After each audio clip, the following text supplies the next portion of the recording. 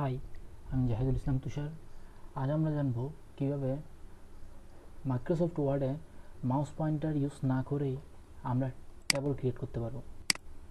আমরা সাধারণত table create করি মাউস পয়েন্টার দিয়ে এইভাবে, কিন্তু আজ আমরা জানব কিভাবে মাউস পয়েন্টার ইউজ করা ছাড়াই আমি টেবলটা ক্রিয়েট করতে পারবো। প্রথমে আমার অল্টার কিটা চাপতে হবে।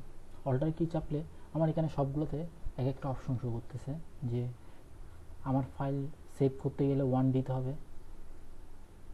আন্ডু করতে 2, রিপেক্ট ডিলেট রোজ করতে y, ফাইলে যেতে আমাকে অ্যাপ দিতে হবে, হোমে যেতে h, ইনসার্টে n। তাহলে আমি n দিলাম।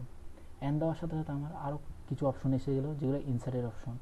এখন আমার টেবল ক্রিয়েট করতে t দিতে হবে, তাহলে t দেওয়ার পর এখন আমাকে অটোমেটিক দেখিয়ে দিল যে রো ইনসার্ট করতে আমাকে দিতে হবে i, বা আমি যদি কিবোর্ডের অ্যারো ডাউন অ্যারো আপ অ্যারোটা দিই তাহলে এটা সাইড অ্যারো রাইট অ্যারো, তাহলে অটোমেটিক আমার টেবলটা ক্রিয়েট হয়ে যাচ্ছে।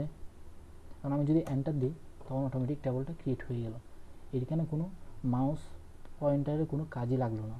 এটাই মূলত কীভাবে মাউস পয়েন্টার ছাড়া টেবল ক্রিয়েট করা যায়। ধন্যবাদ ভিডিওটা দেখার জন্য।